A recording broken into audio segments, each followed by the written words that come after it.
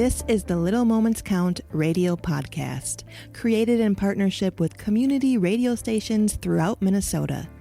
Each episode, you'll hear interviews with early childhood experts on how to support the important brain development that takes place in the first 1,000 days of life, just through little moments every day.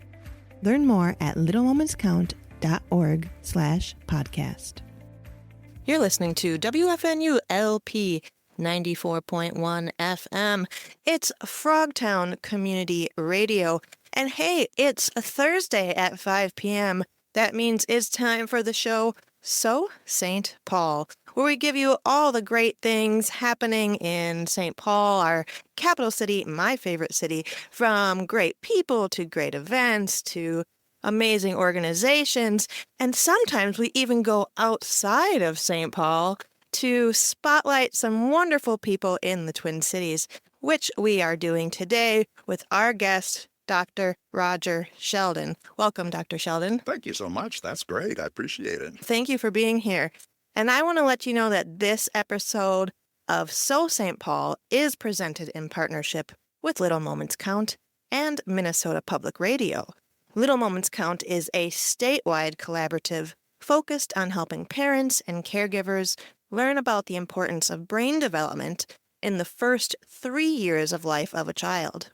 Nearly 80%, that's right, 80% of brain growth happens in the first 1,000 days, and small moments of interaction like talking, playing, reading, and singing help create the pathways that build a child's brain during the early stage of life. You can find out more information at littlemomentscount.org. So St. Paul is excited to be partnering with Little Moments Count to host conversations focused on early childhood development. Every month, we'll have guests to talk about their involvement in Little Moments Count and how they view the role of early childhood development in creating bright futures and strong communities. Dr. Roger Sheldon has practiced newborn intensive care, also known as neonatology. Geez, that sounds weird when I'm saying that. Right. Okay, that's great. He's practiced neonatology in Oklahoma for 31 years before he came to Minnesota and taught pediatrics and neonatology at the University of Oklahoma College of Medicine. He is now an advocate for the care and education of children from pregnancy through age 4 and for parent education both before and after becoming a parent. He is a member of the Minnesota chapter of the American Academy of Pediatrics and of Doctors for Early Childhood. Welcome again, Dr. Sheldon. Thank you. So before we get into the questions I have, can you just first tell us a little bit about what is Doctors for Early Childhood? Doctors for Early Childhood is a group of us who are retired pediatricians, plus we have one doctoral level family educator, education doctor or EDD person as a member of the group, who at the time of the George Floyd disaster, we felt like we needed to get more involved and tangle ourselves up in daily activities that support the community. And we were offered a few different possibilities. You know, you could pay money, you could do something with affordable housing. There were lots of possibilities we didn't know anything about. But as pediatricians, we do think we know something about early brain development and the things that need to be accomplished by the toddlers, infants and toddlers, before they can even start kindergarten. And that was our thought, and that's what we decided to do. So it's a bunch of people who heart's in the right place, and we want to see the policies that and the people, the families don't know some of this stuff either. And I'm surprised that sometimes even the doctors aren't too tuned in to what's kind of new material about brain development and the incredibly crucial time. The thing that worries me the most about it is that the time stops, the time cuts off. Yeah. You've got those 3 years, and things can be done in that period of time so much more easily if we just get it done.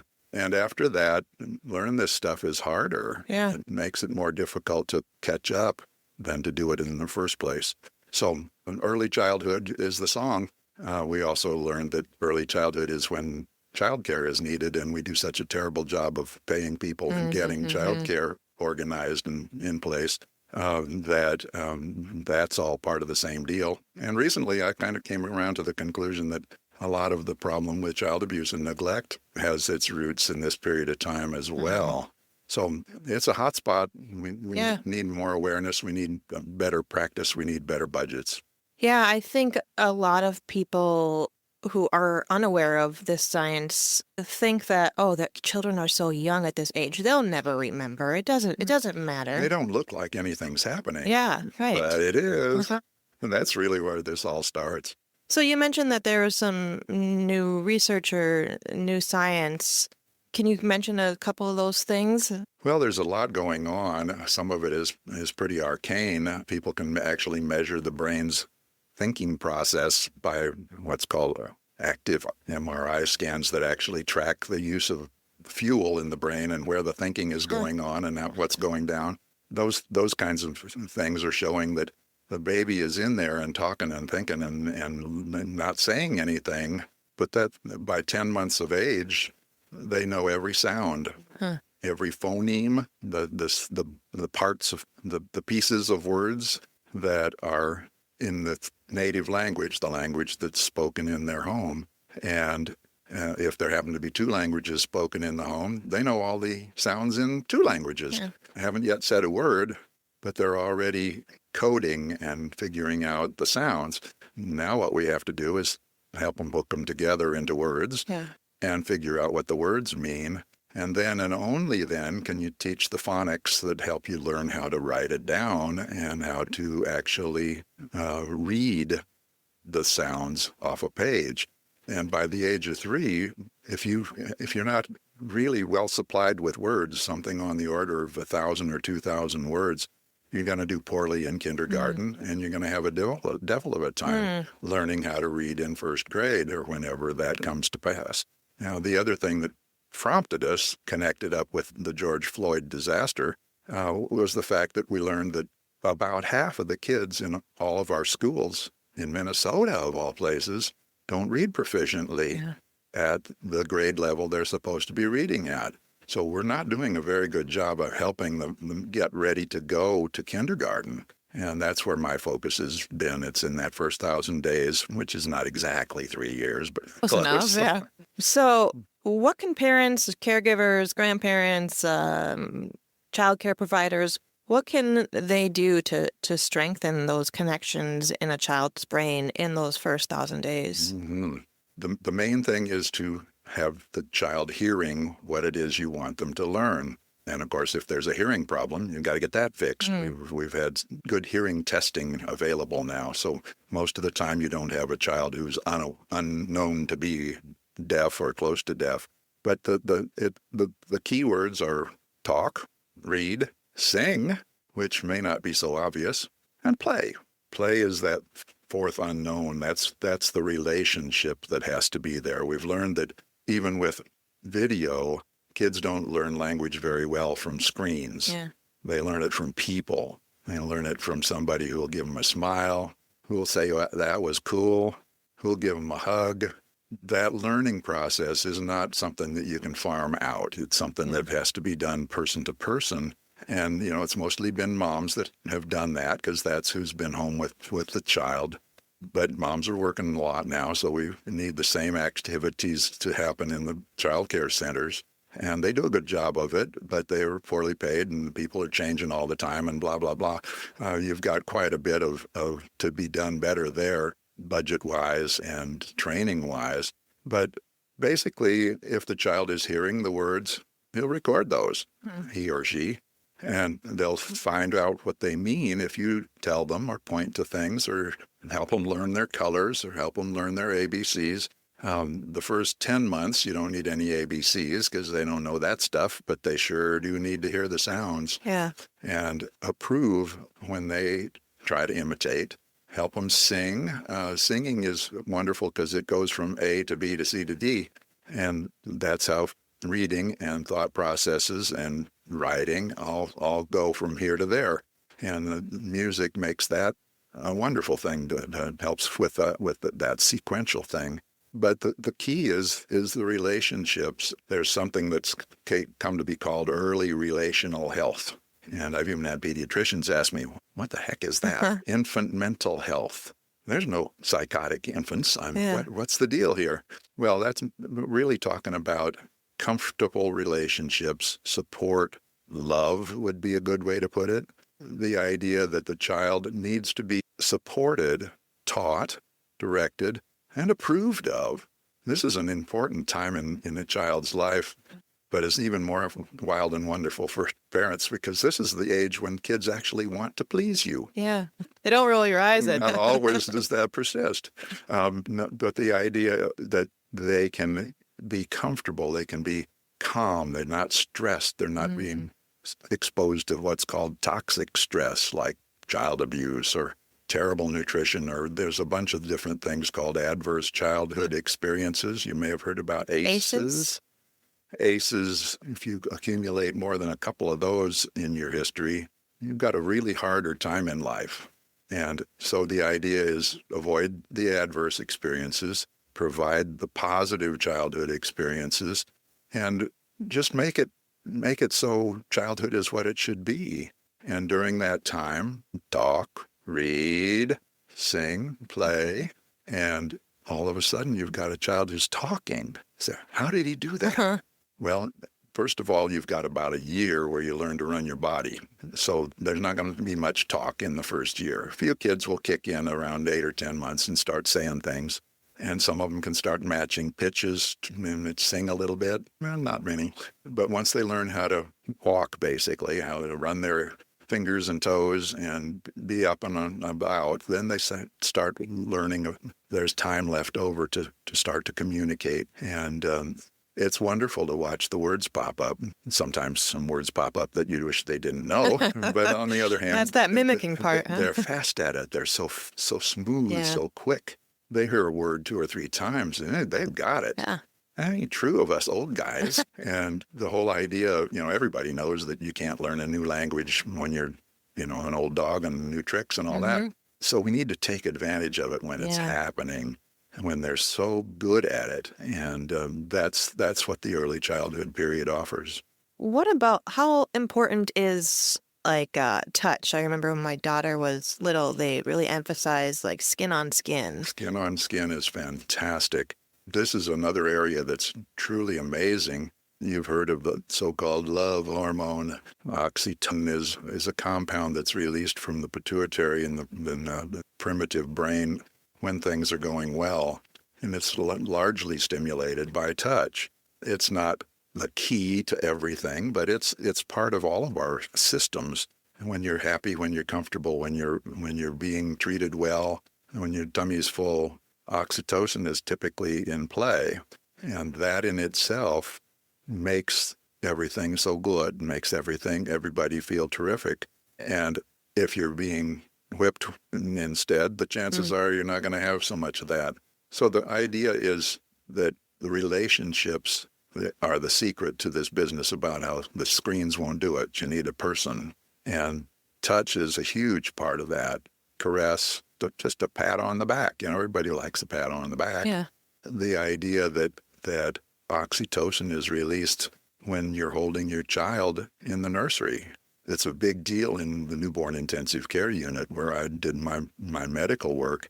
We would get baby on mom's chest or dad's chest, skin to skin as quickly as possible. And you could demonstrate that the blood oxytocin level would skyrocket under those circumstances.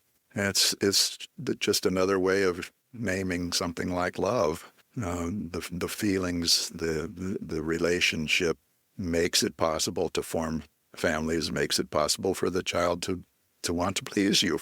And I think the oxytocin goes both ways, right? The parent goes both gets ways, it, and the fathers child, have exactly the same levels of oxytocin as the mothers do, even though it's sort of seen as a female hormone, which it is because it's largely involved in breastfeeding.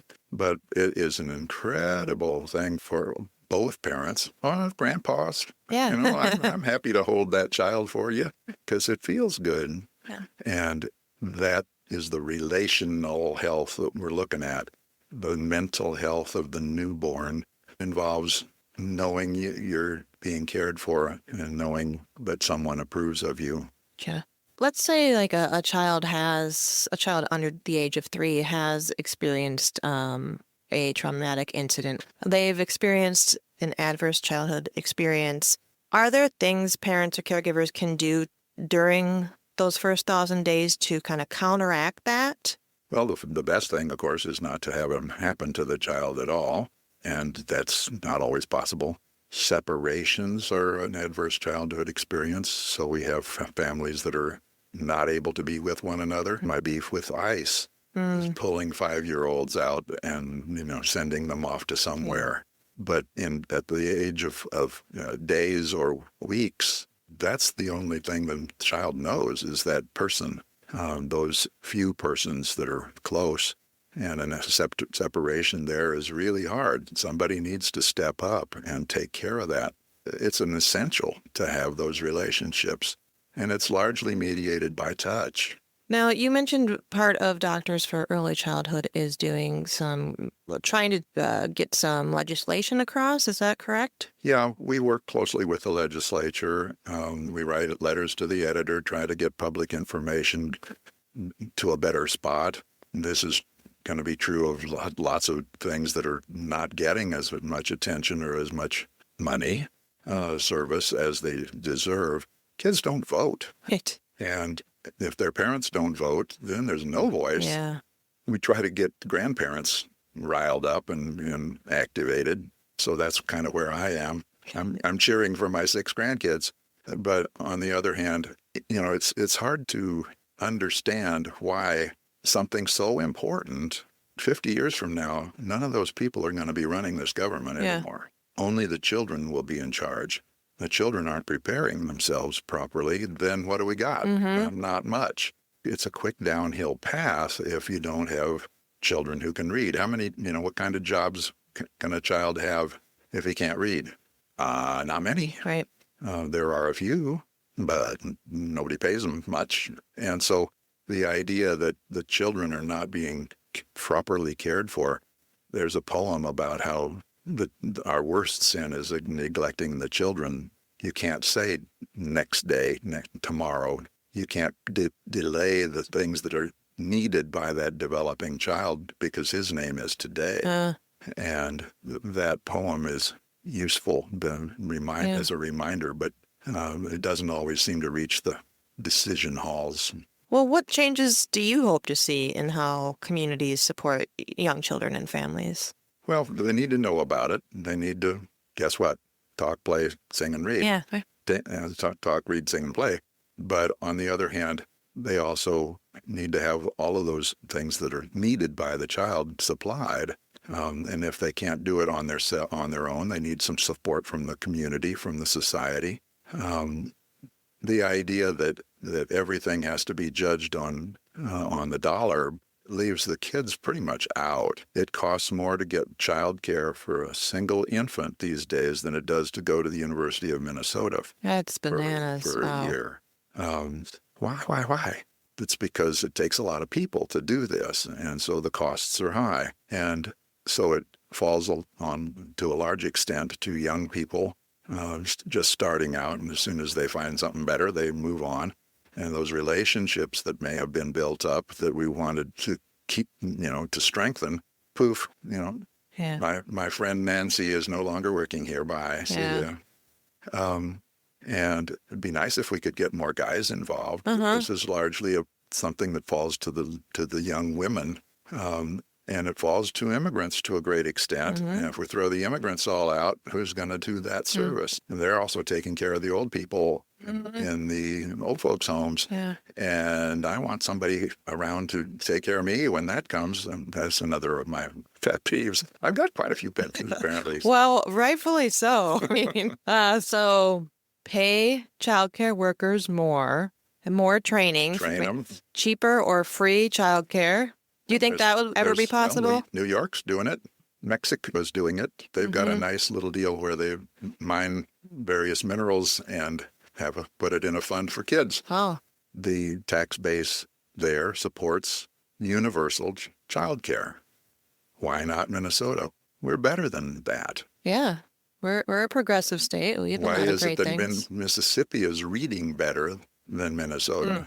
at the various grade levels. Why do you think that is? Because they understood about the science of reading and quickly, which we're now doing, but we quickly converted to the idea that you really do need phonics. You really do need to sound out words. And if you don't, by the time you're third grader especially, you're not going to do well for the rest of your educational career. If you can't succeed in school, you're not going to do very well in life, educationally, and you're not going to be very healthy. Mm-hmm. You can name 6 or 8 adult chronic diseases that are very much mitigated by a good education. If you know how to eat and how to exercise and how to do this and that. And if you can't read, what are you going to do about that? So it's a huge problem, and it's central. It's the keystone to the next 50 or 60 years. And we're not doing a very good job of it anywhere in the country. But, we should be setting the example here. Mm-hmm. Yeah, compared to other countries, do you know how the United States rates in terms of like reading scores? Are we down at the bottom? We're close to the bottom. Okay. When half of your children can't read proficiently at the grade level that they're in, you either hold them back, which nobody wants to do or likes to do, or you can determine that you will step up. Well, that costs money, and everybody seems to think taxes are bad. Taxes is why it's nice out there, and your streets are halfway decent, and your living circumstances are nice. Taxes are how you help families develop competent, capable children who will then be your boss, your governor, your president in the future. Not a very long throw to get to that point. At this moment, we're, just the idea that half of our kids aren't reading well is frightening. Yeah. You can't even run a computer without knowing how to read. Mm-hmm. You can't run anything, really. You can't read the directions to your newest purchase or your childcare manual or anything else. And so reading is down a lot. There are places that are doing better.